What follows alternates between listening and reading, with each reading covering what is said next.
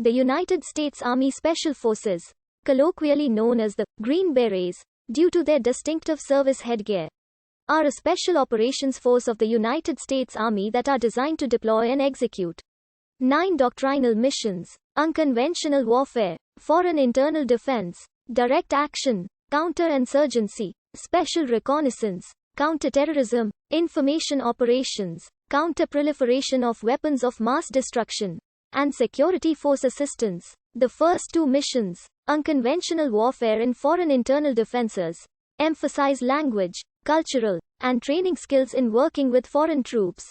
Other special forces missions, known as secondary missions, include combat search and rescue, counter-narcotics, hostage rescue, humanitarian assistance, humanitarian demining, information operations, peacekeeping, and manhunts. Other components of the United States Special Operations Command are other U.S. government activities may also specialize in these secondary missions. The Special Forces conduct these missions via 7 geographically focused groups. Many of their operational techniques are classified, but some non-fiction works and doctrinal manuals are available. As special operations units, special forces are not necessarily under the command authority of the ground commanders in those countries. Instead, while in theater, SF units may report directly to a geographic combatant command, USSOCOM, or other command authorities. The Central Intelligence Agency recruits from the U.S. Army's Special Forces. Joint Kia Army Special Forces operations go back to the MACV-SOG branch during the Vietnam War. The cooperation still exists today and is seen in the war in Afghanistan. The primary mission of the Army Special Forces is to train and lead unconventional warfare forces in a spectrum of counter-guerrilla activities from indirect support to combat command. Special Forces personnel qualify both in advanced military skills and the regional languages and cultures of defined parts of the world. While they are best known for their unconventional warfare capabilities, they also undertake other missions that include direct action raids, peace operations, counter-proliferation, counter-drug advisory roles, and other strategic missions. As strategic resources, they report either to USSOCOM or to a regional unified combatant command. To enhance their DA capability, specific units were created with a focus on the direct action side of special operations. First known as Commanders in Extremis Force Companies, SF team members work closely together and rely on one another under isolated circumstances for long periods of time, both during extended deployments and in garrison.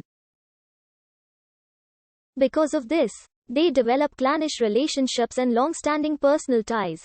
SF non-commissioned officers often spend their entire careers in special forces, rotating among assignments to detachments, higher staff billets, liaison positions, and instructor duties at the U.S. Army John F. Kennedy Special Warfare Center and School. They are then required to move to staff positions or to higher command echelons.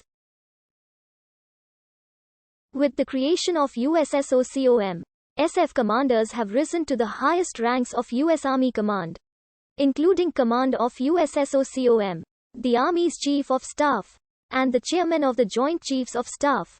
Special Forces traces its roots as the Army's premier proponent of unconventional warfare from purpose-formed special operations units like the Alamo Scouts, Philippine Guerrillas, 1st Special Service Force, and the operational groups of the Office of Strategic Services. Although the OSS was not an Army organization, many Army personnel were assigned to the OSS and later used their experiences to influence the forming of special forces. During the Korean War, individuals such as former Philippine guerrilla commanders Col. Wendell Fertig and Lt. Col. Russell W. Volkman used their wartime experience to formulate the doctrine of unconventional warfare that became the cornerstone of the Special Forces. In 1951, Major General Robert A. McClure chose former OSS member Colonel Aaron Bank as Operations Branch Chief of the Special Operations Division of the Psychological Warfare Staff in the Pentagon. In June 1952, the 10th Special Forces Group was formed under Col. Aaron Bank. Soon after the establishment of the Psychological Warfare School, which ultimately became today's John F. Kennedy Special Warfare Center and School. The 10th Special Forces Group was split, with the cadre that kept the designation 10th SFG deployed to Bad Tolz, Germany. In September 1953, the remaining cadre at Fort Bragg formed the 77th Special Forces Group, which in May 1960 was reorganized and designated as today's 7th Special Forces Group. Since their establishment in 1952, Special Forces soldiers have operated in Vietnam, Cambodia, Laos, North Vietnam, Guatemala, Nicaragua, El Salvador, Colombia, Panama, Haiti, Somalia, Bosnia,